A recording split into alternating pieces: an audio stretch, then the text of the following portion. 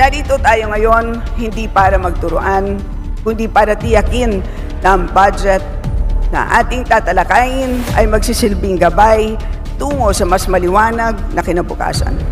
Isang budget na magbibigay ng tiwala sa bawat Pilipino na ang pamahalaan ay tapat na naglilingkod para sa kanilang kapakanan. Heto na naman, Raul Manuel at Stella Kimbo may bagong palabas. Proyekto ng OVP patuloy pa ring tinitira.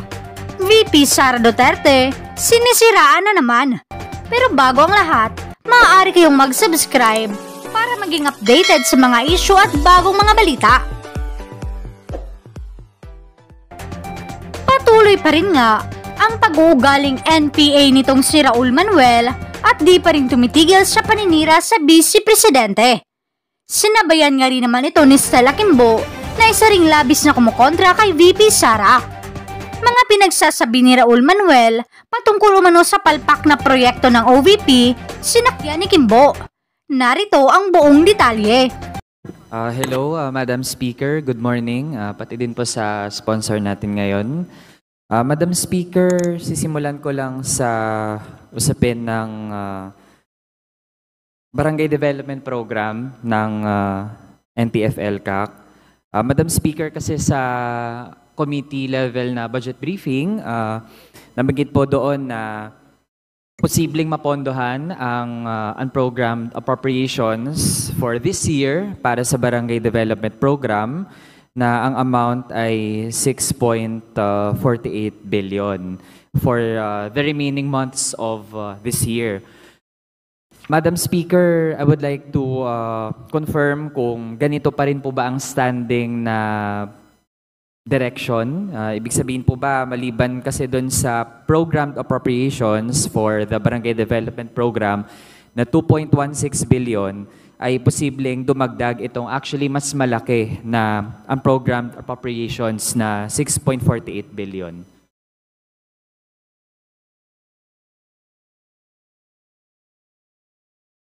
Yeah, tama po, Madam Speaker, Your Honor. Madam Speaker, I would like to ask dahil doon naman sa budget briefing for DILG, nalaman natin na as of August 2024 ay zero pa po yung accomplishment for this year ng Barangay Development Program ng NTF-ELCAC. Tapos ang sinasabi pong dahilan ay dahil hindi pa raw na a-access yung pondo para dito. And we have to note, Madam Speaker, na hindi naman yan puro mga hard projects or mga infrastructure. Bahagi nung ginagamit ng Barangay Development Program to continue justifying its existence ay yung mga scholarships di umano or yung mga burial assistance, medical assistance na hindi naman supposedly nagtitake ng maraming buwan para maipamahagi. Kaya it's disappointing na ganon yung pace nung paggamit ng pera ng Barangay Development Program. So I'm wondering, Mr. Speaker, kung paano ma-ensure na magagamit yung ganong pondo kung magdadagdag pa ng galing sa unprogrammed appropriations. Ano po ba ang tinatanaw na plano ng paggamit natin ng pera ng Barangay Development Program?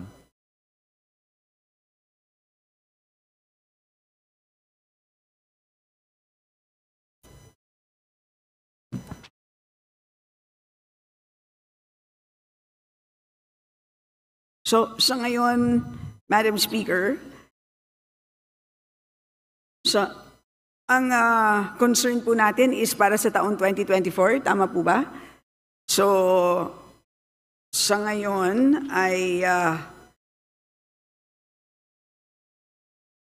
98.96% released na ang 2.14 billion, pero ang fund utilization ay mababa pa so far, no?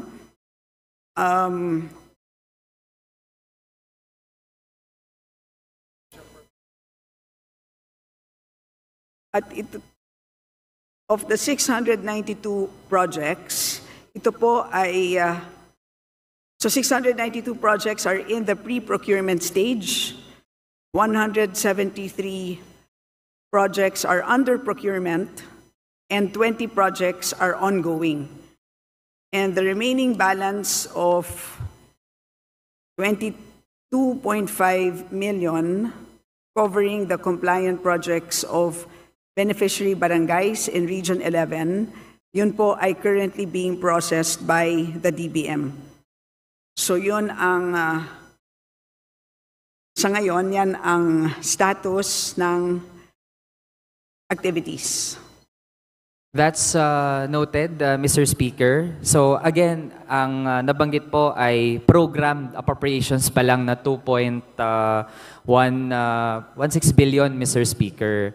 Now, kaya nag-wonder ako kung nasa ganong stage pa lang yung paggamit ng pondo na yon, posible na matatapos yan lahat. Baka hindi lang next year, Mr. Speaker, baka hanggang 2026 pa. In fact, nung nag-allot ng pondo for the Barangay Development Program noong 2021, Mr. Speaker, na abot niya yung 90+% na paggamit ng pondo 3 years after.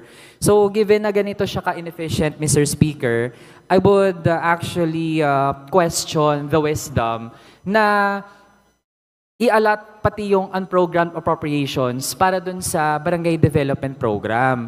Ang isusulong ko nga, Mr. Speaker, na wag na talagang i-grant yung unprogrammed appropriations para sa NTF-ELCAC, para sa Barangay Development Program. Now, Mr. Speaker, kung titindig po ang current government natin na i-grant pati yung unprogrammed appropriations, ano na yung na-identify na mga potential fund sources? Kasi 'di ba ang pampondo natin sa UA ay mga excess revenues galing sa mga GOCC sa Limbawa. So meron na po ba tayong na-identify saan kukunin ang 6.48 billion? Tama po ang observation ng ating kagalang-galang Congressman Raul Manuel na medyo may kabagalan nga ang kanilang pag-implement.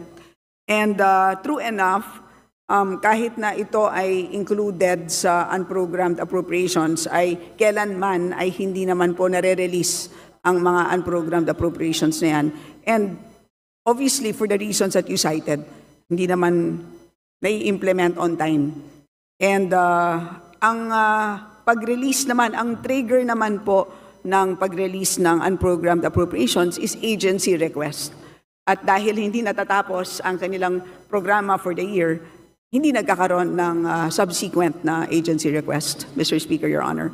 So, kung ganun ba, Mr. Speaker, posible pa rin na hindi mag-grant, pwedeng hindi mag-request, and eventually hindi din mag-grant itong 6.48 billion na unprogrammed appropriations para sa Barangay Development Program? Mr. Speaker, Your Honor, tama po yun. There's a very low probability kasi nga po at the rate that they are going sa pag-complete ng projects and at the same time, dahil meron na nga po tayong sistema ng pag-prioritize ng releases ng unprogrammed appropriation, mababa po siya doon sa release ng prioritization release. Okay. So that's duly noted, Mr. Speaker. And we really hope na hindi na nga talaga tayo umabot sa point na mag-grant pa yung unprogrammed appropriations para dito. We are concerned, Mr. Speaker, kasi lalo na nga't ang chairperson nitong task force ay mismo ang nakaupong Pangulo. And as of August 5, 2024, doon sa DBCC budget briefing, ay nabanggit po na kumbaga meron pa rin intention, yung nakaupong Pangulo na hanapan ng pondo para nga mag-grant itong UA para sa Barangay Development Program. But given talaga yung performance niya, tingin natin hindi na deserve na mapondohan pa for this year itong UA niya. Mr. Speaker, so kung ganon, I would proceed doon sa nire-request naman na budget ng NTF-ELCAC for the Barangay Development Program. Kasi tingin talaga natin, Mr. Speaker, kung ganito na nga this year, sobrang unjustified pa ng gusto nito na almost 4 times na pagtaas doon sa programmed appropriations. For 2025, Mr. Speaker, ang nire-request ay 7.8 billion pesos, Mr. Speaker. We'd like to know for the record, ano po ang basis nitong amount? Is it an increase in the number of barangay beneficiaries, an increase in the amount to be allotted per barangay, or a combination of both or other factors, Mr. Speaker? So ang basis po ay 10 million each for the 780 cleared barangays, Mr. Speaker. Okay, so kung ganun, Mr. Speaker, kasi kung i-compare natin this year, magkano nga po yung allocation per barangay? 10 million, Mr. Speaker, Your Honor. Okay, so ibig sabihin, Mr. Speaker, this year, 10 million, tapos for next year, still 10 million pa rin. That is correct, Mr. Speaker, Your Honor. Okay. So kung ganun, Mr. Speaker, ang isusulong ko na rin ay dapat talaga hindi na nga muna pondohan din for 2025 itong Barangay Development Program. Lalo na, Mr. Speaker, nasa isang positive step na rin naman yung ginawa natin sa Committee of Appropriations, halimbawa kung sa case po ng Office of the Vice President na dahil nakita natin, nag-try na mag-provide ng diverse na mga services, pero sa totoo hindi nag-live up doon sa expectations, kaya mainam pa, hindi na yung OVP yung mag-identify ng mga beneficiaries. Actually, Mr. Chair, Mr. Speaker, very similar yung ginagawa ng NTF-ELCAC. Totoong agencies pa rin yung nag-i-implement, pero yung nagtutukoy ng mga beneficiaries ay hindi yung mga ahensya mismo, Mr. Chair. Mr. Speaker, parang yun nangyayari, we have inefficient entities na dinadaan pa sa kanila yung pondo, tapos sa huli, hindi naman talaga fully na-utilize at hindi pa natin na-verify sino talaga yung nakakatanggap. And the inefficiencies and the fund rerouting that we have observed doon sa Office of the Vice President, ito din mismo yung nangyayari sa NTF-ELCAC. Kaya it's actually very timely, Mr. Speaker, na wag na rin nating ipagpatuloy yung ganong nangyayari sa NTF-ELCAC. Now, Mr. Speaker, dapat hindi na rin natin ipagpatuloy yung ganitong mga legasiya ng past administration. Dahil ang nag-create naman talaga nito in the first place is yung Duterte admin. Tapos kasi kung patuloy itong susuportahan ng kapulungan na ito, the pet project of the past admin can actually become like a living monster of the present administration. So yun yung ating konkretong sinusulong at sana naman talaga is seriously ito na makonsider ng kapulungan when we finalize the budget for 2025. Now, for my next topic, Mr. Speaker, ito naman ay malapit sa ating mga estudyante. It is about the funding for our student council, student publications, and student organizations. So for context lang, Mr. Speaker, kasi ang nangyari when we had the free higher education program sa mga SUCs natin, ang nangyari po parang merong blanket na no collection policy. Pati po yung pag-aambaga ng mga estudyante for their own organizations, for their own activities and projects, ay pinagbabawal na rin. At ang default na expectation ngayon, Mr. Speaker, lahat ng activities ng students ay i-bill actually from the national government. Unlike po before na, di ba, we pay for our student council, student publication. If you hold, for example, an acquaintance party, pwede kayong mag-ambagan. Ngayon po dahil bawal, lahat talaga inaasa natin sa budget na napupunta sa SUCs, tapos magpa-process pa yung mga estudyante to access the fund from their school administration. So maliban dun sa issue na parang lahat ay ina-expect natin na galing siya sa national government, pwede rin kapag merong mga school administrators na consciously talaga nanggigipit ng kanilang mga student councils and publications, ay hindi sila talaga nakaka-access ng pondo. So it's very restrictive compared dun sa flexibility na meron tayo before. So we'd like to ask, ano po ba ang pagtingin, lalo ng ating economic managers, doon sa pagiging mas flexible ng funding for our student institutions. Na ibig sabihin, if some student institutions believe na pwede namang hindi sila fully umasa doon sa budget na galing sa national government na ida-download sa ating mga SUCs, mas okay po ba iyon? Bukas po ba doon ang ating economic managers? Lalo, for example, DBM.